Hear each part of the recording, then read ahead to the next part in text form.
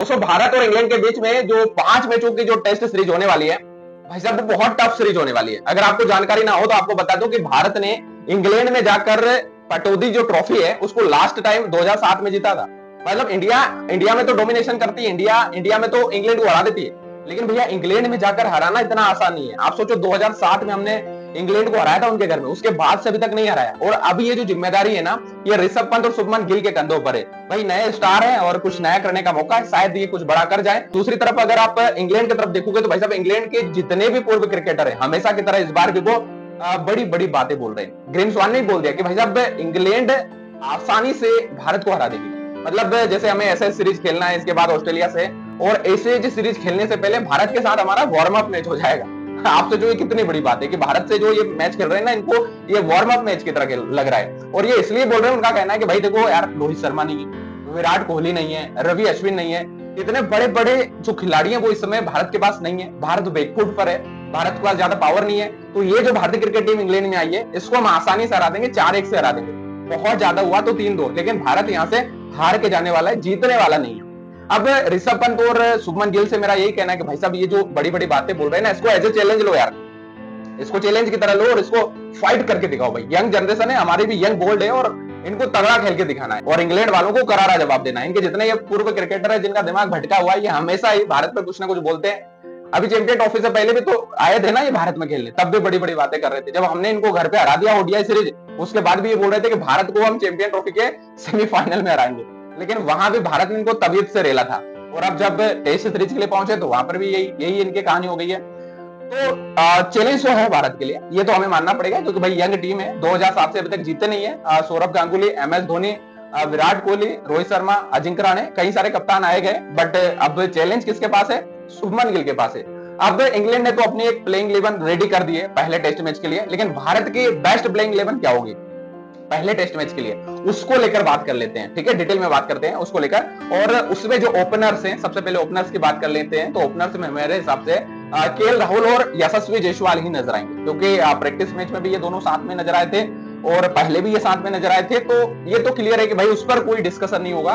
Opening आपको KL Rahul और यशस्वी जायसवाल करते हुए नजर आएंगे, और इन्हीं को होना भी चाहिए। तो ये तो फिक्स है कि भाई ओपनिंग हमारी कंफर्म है, कोई दिक्कत नहीं है। बात अब नंबर 3 की है। नंबर 3 पर बहुत बड़ी कहानी है। नंबर 3 पर कहानी इसलिए क्योंकि वहां पर साई सुदर्शन है, अभिमन्यु ईश्वरण का नाम भी आ रहा है, लेकिन अभिमन्यु ईश्वरण एक दबा हुआ नाम है, एक निचला नाम है, उस पर उतनी डिस्कशन मेरे हिसाब से नहीं होगी।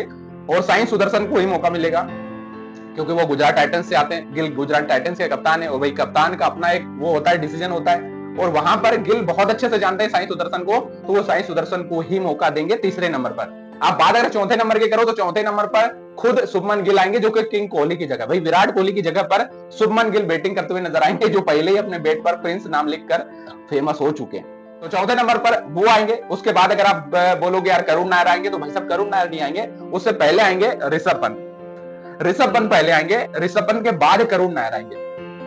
ये थोड़ा सा यहाँ पर चेंजेस है। उसके बाद फिर अगर आप देखो तो रविंद्र जडेजा है। रविंद्र जडेजा के बाद फिर आप किसको रखोगे? रविंद्र जडेजा के बाद नीतीश कुमार रेड्डी, शार्दुल ठाकुर, इनको लेकर बड़ी चर्चा है। कुलदीप यादव भी वहां पर है। अब कौन होगा? अब मेरे हिसाब से तो मैं एक नाम बता देता हूँ, आप नीतीश कुमार रेड्डी को रख लीजिए। भाई शार्दुल ठाकुर भी अच्छा खेलता है ना, सारी चीजें, बट होगा क्या ये अलग अलग कहानी होगी। और आप वहां पर किसको रखना चाहते हो वो आप मुझे कमेंट में भी बता सकते हो। उसके बाद फिर आप बुमराह पर आ जाइए, बुमराह के बाद फिर आप सिराज पर आ जाइए, और सिराज के बाद लास्ट में फिर आपको मिल जाएंगे प्रसिद्ध कृष्णा। प्रसिद्ध कृष्णा की जगह आप हर्षदीप सिंह को भी रख सकते हो, लेकिन प्रसिद्ध कृष्णा क्यों? क्योंकि भाई प्रसिद्ध कृष्णा की जो हाइट है ना, और हाइट के साथ जो बाउंस मिलता है ना, वो तगड़ा बाउंस मिलता है। और भारत के अंदर अभी एकमात्र बॉलर है प्रसिद्ध कृष्णा। ये बंदा के पास जो है ना, लेंथ जो है इसके पास, इसके हाइट जो है, ये जो बाउंस कराता है, और ये बंदा जब आपको सीधे जो पुल शॉट मारने के लिए जो गेंद डालेगा ना, शॉर्ट गेंद, तो भाई वो तगड़ी जाएगी, और इंग्लैंड के बल्लेबाजों को चोट पहुंचाने के लिए काफी है। तो भाई मेरे हिसाब से प्रसिद्ध कृष्णा को तो रखना चाहिए। आप चाहो तो सिराज की जगह आप हर्षदीप को रख लो, बट प्रसिद्ध कृष्णा और बुमराह को तो रखो। बुमराह तो रहेंगे ऑलमोस्ट, उनका तो कोई वो नहीं है। और इस पूरी प्लेइंग 11 में कप्तान शुभमन गिल है, वाइस कैप्टन ऋषभ पंत है, और अब यंग बोल्ड पर भारत की नजर होगी। इसको बहुत अच्छे से कवर किया जाएगा, इस पर बहुत ज्यादा नजर रखी जाएगी, क्योंकि अभी से WTC का साइकिल भी स्टार्ट होने वाला है। और ये जो WTC का साइकिल है, इसमें हर टीम को ना 6 सीरीज खेलनी होती है। 3 सीरीज घर में खेलनी होती है, 3 सीरीज बाहर खेलनी होती है। और भारत घर में तो चलो सीरीज जीत जाएगा, लेकिन बाहर जीतना बहुत जरूरी है। और हमारी पहली ही सीरीज इंग्लैंड से बाहर है, और हमारे पास यंग टीम है।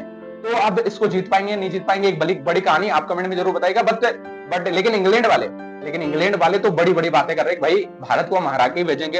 अब इसको एज ए चैलेंज लेंगे ऋषभ पंत और शुभमन गिल और जीतेंगे भाई।